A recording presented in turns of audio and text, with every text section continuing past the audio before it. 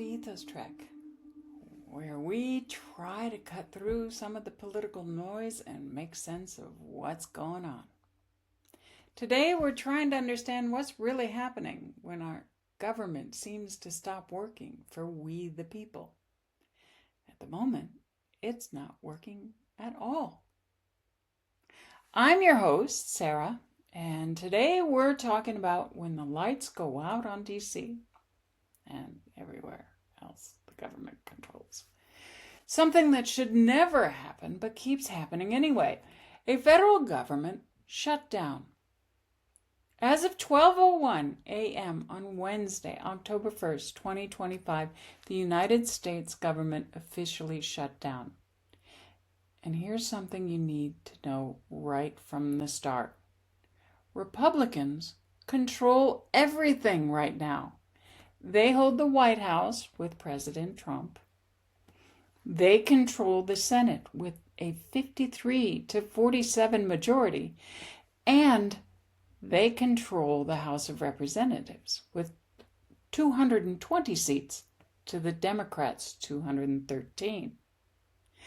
Let me repeat that.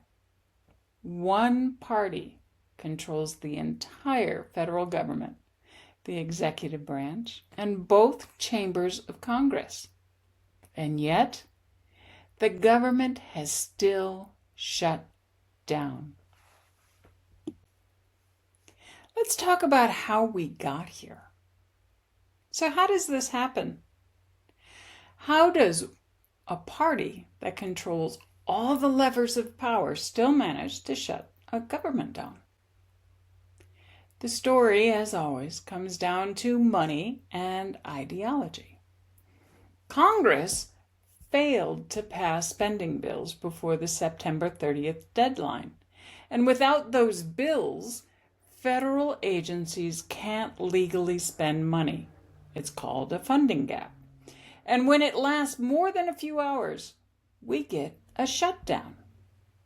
Now remember, Republicans control the House, the Senate, and the White House. This isn't a situation where two parties are battling across branches.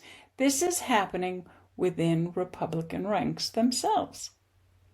Different factions within the party have different visions for spending, and they couldn't come together to pass even a short-term funding measure called a continuing resolution. The central fight? Healthcare subsidies. Democrats are demanding that any spending bill preserve certain healthcare subsidies. President Trump and congressional Republicans, again, the party controlling everything, have refused to negotiate on this point.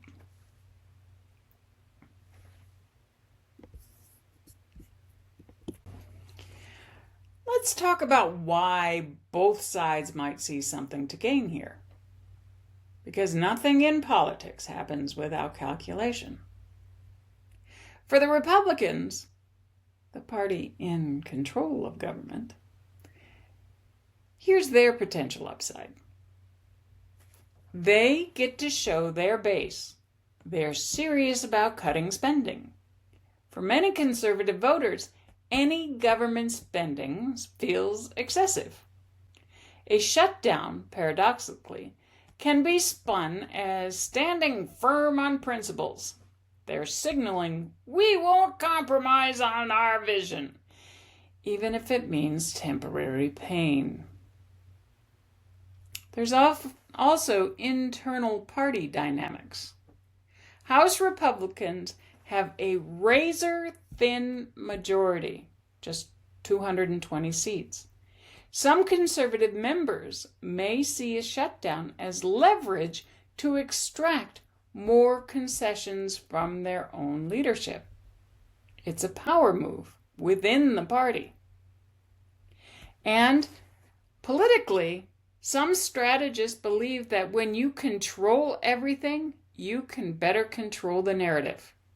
If you're in charge of Congress and the White House and everything else, you can frame the shutdown your way across all channels. So what's in it for Democrats, the minority party in both chambers?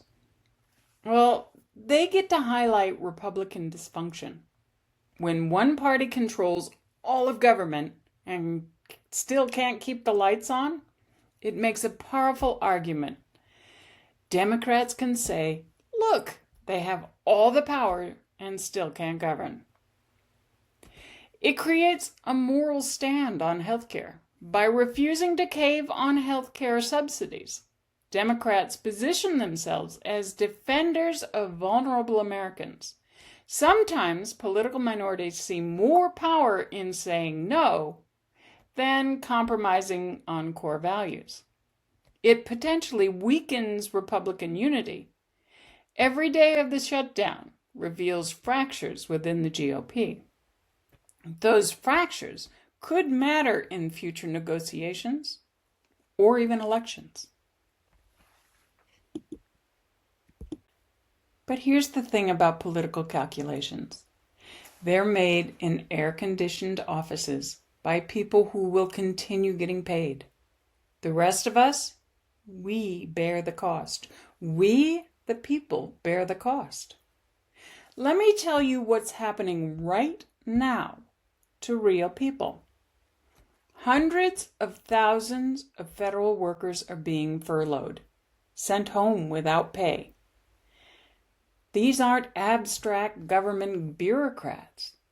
They're veterans, counselors, food safety inspectors, park rangers, and scientists.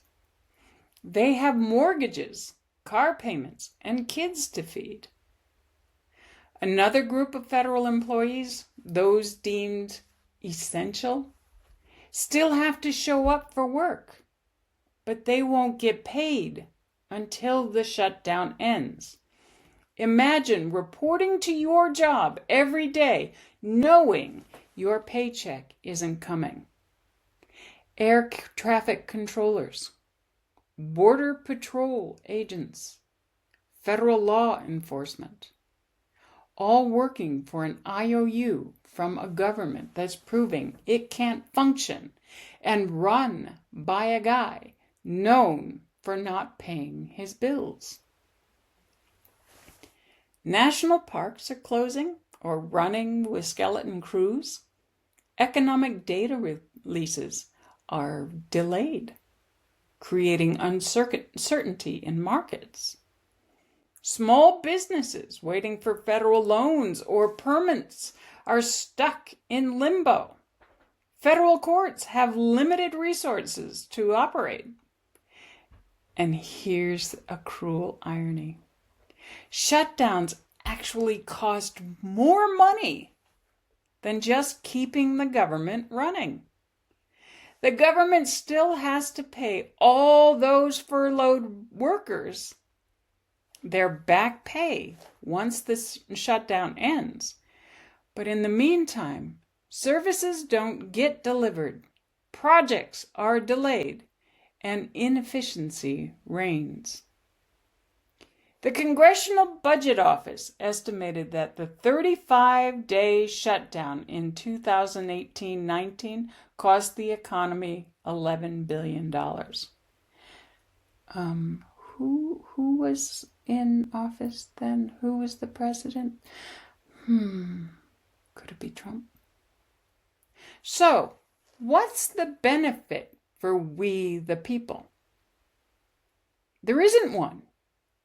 There is no silver lining. We don't save money. We don't get better government.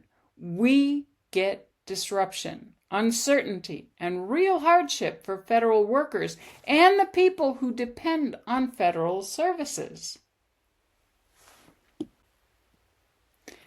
Let's zoom out for a moment. Republicans control the presidency. Republicans control the Senate with 53 seats. Republicans control the House with 220 seats. This bears repeating because it reveals something important. This shutdown isn't about divided government. It's not even really about Democrats versus Republicans. This is about a governing party that can't govern itself. Historically, shutdowns happen when different parties controlled different branches.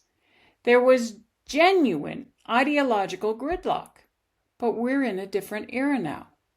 Shutdowns have become a routine political weapon, even when one party has all the power. This normalizes chaos. It teaches Americans that their government is fundamentally broken.